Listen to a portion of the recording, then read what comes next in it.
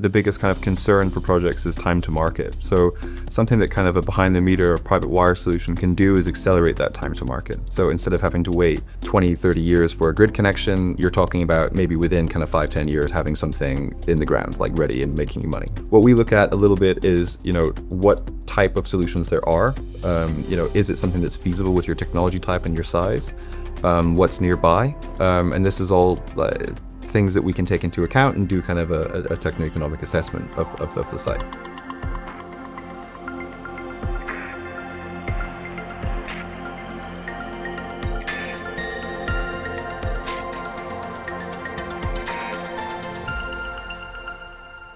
Hi there, my name is Amy Crum. I'm a principal consultant here at Blake Clough Consulting. We're in the Glasgow office today and we're going to talk a little bit about what to do if you've received a Gate 1 offer for your project. We have a few other videos that explain what a Gate 1 offer is and why you might have received one.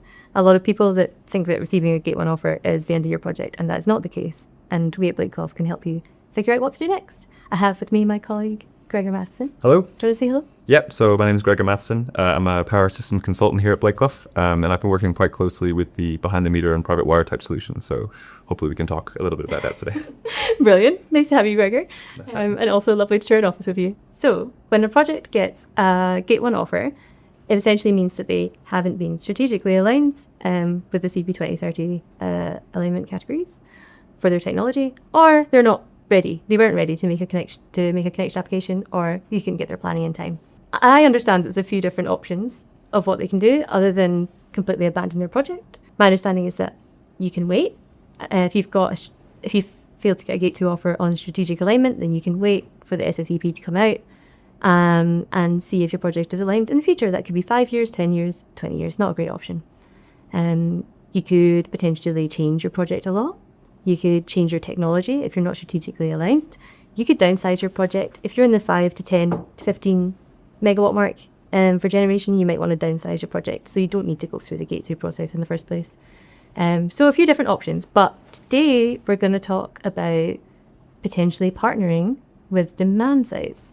Can you tell us a little bit about that? Yeah. So I think like the way we see it is that with the kind of Gate 1 outcomes from the grid reform, the biggest kind of concern for projects is time to market. So something that kind of a behind the meter or private wire solution can do is accelerate that time to market. So instead of having to wait 20, 30 years for a grid connection, you're talking about maybe within kind of 5, 10 years having something in the ground, like ready and making you money. So what we look at a little bit is, what type of solutions there are. Is it something that's feasible with your technology type and your size? What's nearby? And this is all things that we can take into account and do kind of a techno-economic assessment of the site. Nice. So it's a solution for people that have Gate 1 projects which have Gate 1 offers?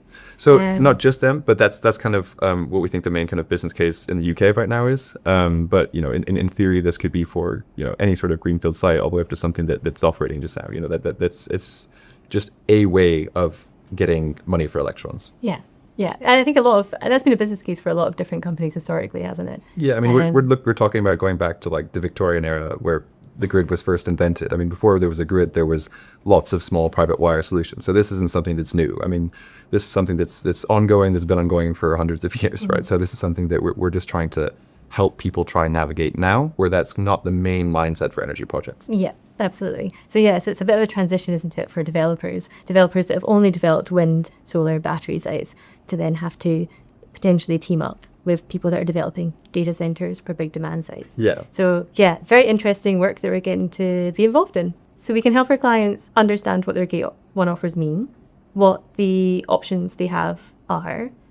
If our client decides that going down the private wire route is the right option for them, what's the first thing that we need to do? Yeah, I mean, I think the first thing for private wire is finding two parties to connect, right? Okay. So obviously, if this is a generation party approaching us, what we can do is try to help it find like a kind of demand off-taker in the region, right? Okay. So there's kind of two main ways of going about that. One is to look at current existing demand. So whether that be a data center or a factory or some sort of kind of large industrial or agricultural load, of some sort. And we also have the capability of looking at potential future demand off-takers as well. So we've developed a tool internally that scrapes UK planning applications to find demand sites all across the UK. So we're able to find everything within a certain kind of radius of your project, for example, that could potentially be something you could connect to in the future. The first step being, is there something nearby you can connect to? Which the answer is almost always yes, or there will be. So what sort of demands are you looking for? So you said you've got existing demands and future demands. So existing demands, how are you finding them? So we have a tool developed internally, kind of using Python. It uses API calls to planning databases, as well as to like Google Map API, things like this, to try to find something using kind of certain keywords, right? So anything that we consider a significant enough load where they would look at trying to find cheaper power elsewhere. So, there's obviously the potential solution to have a completely islanded private wire connection, but a lot of people tend to move more towards and gravitate towards kind of topping up power, right? Maybe during peak hours or something like this. It's an industrial load that exists and wants to, because of the price of electricity right now, right? Maybe they get cheaper electrons from someone who's generating renewable power locally, right? And that's kind of what we're targeting. Yeah. So behind the meter, trying to reduce the bills of the demand client and find a route to grid connection for the generation. Yeah, and also making sure that it's technically feasible, right? Yeah. So obviously a challenge that comes with renewables is that they're not dispatchable assets. So this is something that, if it's not sunny, if it's not windy, they can't create power, right? So we look at, depending on the type of load that you'd be connecting to. So if it's, for example, an industrial motor load, that's a different type of load than an IT load, say like from an AI data center, right? They're like kind of quite cyclical, that they jump from 0 to 100, and that's a more complex load to handle. That would require a much more kind of robust private wire kind of connection, right? So if we're talking about a mix of technology with batteries, with dispatchable backup, right? Versus, maybe a motor load doesn't require as robust of a kind of private wire connection, right? So there's different solutions that we can look at within this space as well to see if it's technically feasible. Okay. So once we find a demand that is close enough to our Gate 1 project, we then can do a whole load of things to work out whether it would be suitable for those guys to be working together, perhaps through a joint venture, and having those mutual benefits of the grid connection and the energy use on site. So I understand that there's a lot we need to consider from the energy side, which is a bit of what you talked about already. So are we talking about some sort of energy balancing? Do we have a tool internally that does that? Yeah, energy balancing, absolutely. I mean, we have an optimization tool internally that can look at the kind of energy balancing requirements for, say, availability of the site. So if we're talking about a completely islanded system, to try to get that near 100% availability, like what can we do? And we have a machine learning based kind of Bayesian algorithm that runs based on kind of the demand profile, as well as the potential generation mix of technology, to try to find the optimal solution there. And I think also what leads into that, if we're talking about what matters to developers for these type of solutions, we're talking about, is it technically feasible and is it commercially feasible, right? So what we look at as well is looking at the commercial feasibility of projects in terms of, is the CapEx going to be manageable? What exactly are you going to need, right? So, we know the distance between the two sites. Is the cable route going to be feasible? How much is that going to cost? All of the ancillary equipment that goes with that, that's something that we can kind of model as well, on top of the technical solution. And a lot of that comes from, these things depend on what the kind of solution space is going to be. Is this an islanded system? Is this increasing the availability and robustness of existing demand connection? There's plenty of different options we can look at, but for all of those, we're going to need to model, is it technically feasible and is it commercially feasible? And that's something that we can do internally. That's really cool. Yeah, because I think a lot of people get really bogged down on the energy side of things. Yeah. You want to absolutely minimize your curtailment. You want to look at your grid connection and making sure you're not exporting too much, because ultimately this is a solution to try and bypass that TIA, that transmission impact assessment work.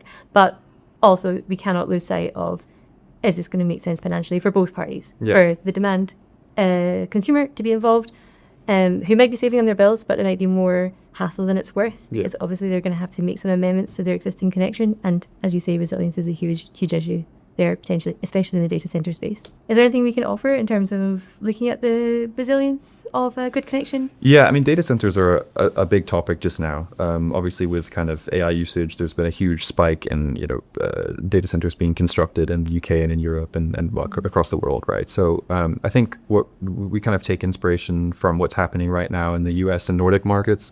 So if we look at kind of data centers there, because of the kind of lack of grid robustness in those countries, and this huge demand of data centers coming in, a lot of them are looking at these bring your own power solutions. So I think that we think rather that for data center as a bring your own power type private wire solution, a lot of times with a demand only grid connection as well, that's going to be a large category of these type of connections. And I think a big part of that is, going back to like what the type of solutions are, right? So if we're talking about a grid connected solution, a lot of time for data centers, for example, they need to have like 6 sigma availability, right? So we're talking about 99.9 with 99s kind of thing, availability. And a lot of times a grid connection isn't enough to even handle that. So you have to build basically like a microgrid on top of that. So that's something that an energy project could support. And we can do that power flow analysis in-house, don't we? Absolutely. We have a power systems team in-house. They can do the analyses kind of surrounding that type of connection, as well as, again, talking about like an optimization strategy for what exact mix of technology do you need to reach that Six Sigma availability.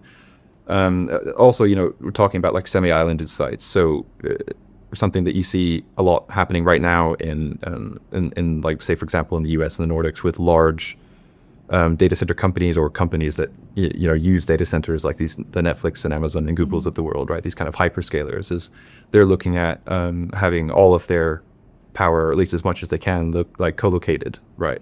So we're talking about co-locating energy sites with data centers. I mean, I think that's something from a matchmaking perspective, right? We'd like to try and facilitate. So that's something I think a lot of projects in the UK, say for example, if they're Gate 1 projects, why not try to match them up with potential hyperscalers? And I've had a lot of clients kind of suggest to me that when they've approached data centers in the past, there's been so much concern about stability of a grid connection that you tend to just kind of wave off any opportunity to bring demand on site. But are you saying that that's a bit of a myth?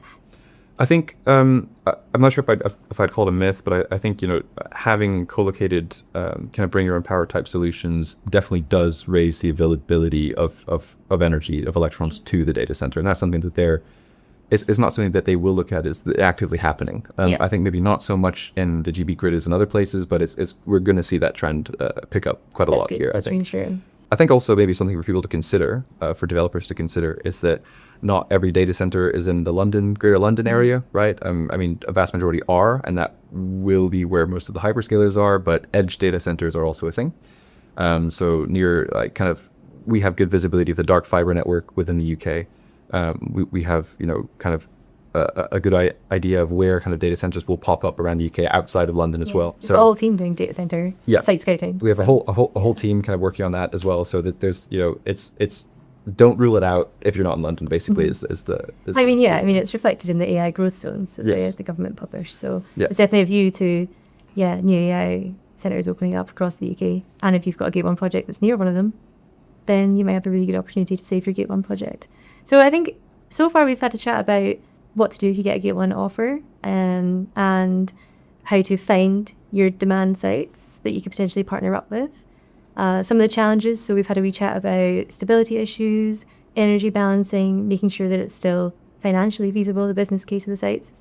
I suppose there's a few other bits and pieces that is really useful to drill into. I think earlier you were mentioning a little bit about the legislative side of things. Yeah, there's licensing. Yeah, so licensing. If you're doing a private wire connection in the UK, it's legal, it's allowed, you can do it. But there are restrictions before you have to get a license with Ofgem, right? So if a lot of times it has to do with, it's like a megawatt limit, right? So if you're generating more than a certain amount of power, you have to register with a generation license. Or if you're supplying a certain amount of power, you have to get a supply license. That is largely you can get around that by having a private wire connection, right? So being co-located, or whatever is defined as co-located legally, right? So I think like a private wire connection, if it literally is a private wire, it oversteps a lot of that. But for example, there are also supply licenses, so distribution licenses. So if you're distributing energy to more than one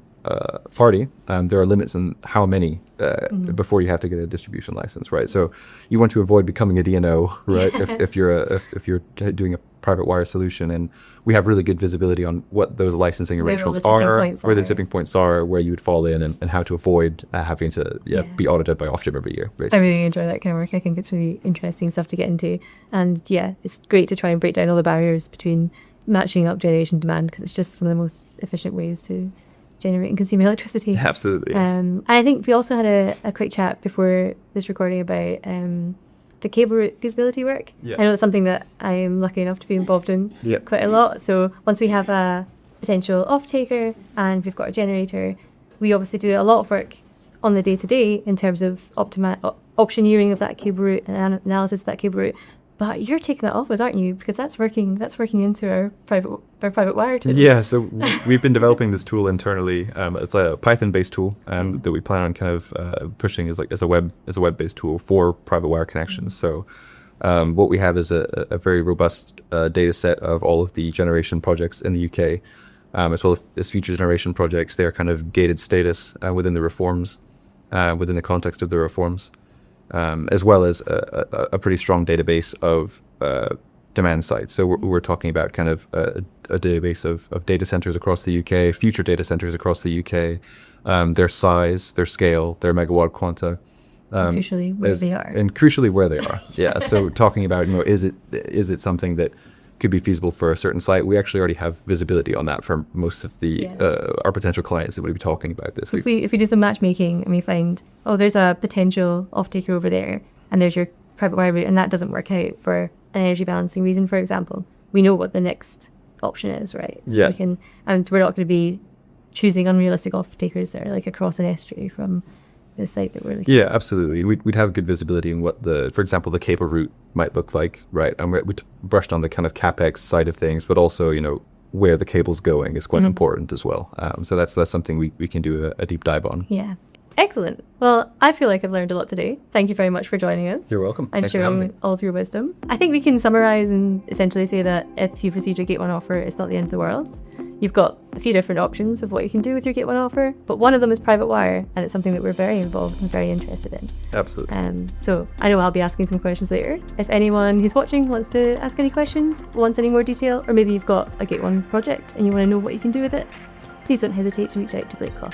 Thanks for watching.